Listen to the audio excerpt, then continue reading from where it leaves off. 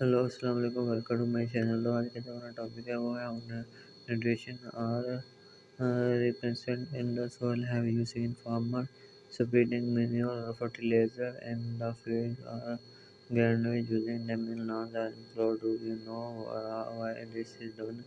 You learn that plants absorb mineral and nutrition from the soil, so their amount in the soil keep on the declining. Fertilizer and mineral contain nutrition such as nitrogen, potassium, phosphorus, etc.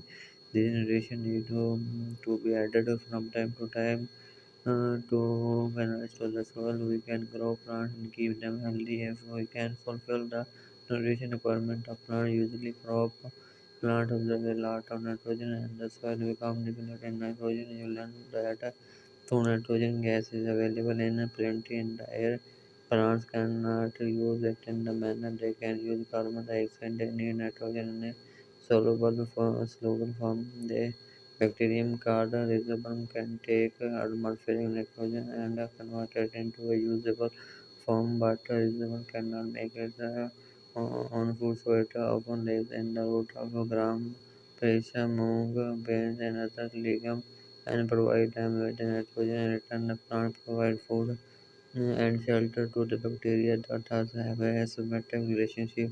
The association is of great significance for the farmer. They can reduce the use of nitrogen fertilizer where leguminous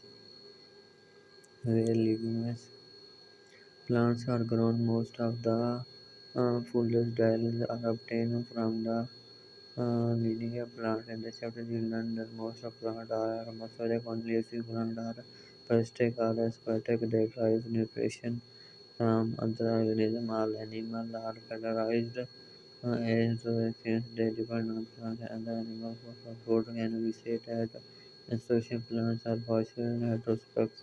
तो यहाँ तक video अच्छी लगी तो please channel को like subscribe करने के लिए मिलते हैं नेक्स्ट लेक्चर में। तब तक के लिए खुदा हाफिज़।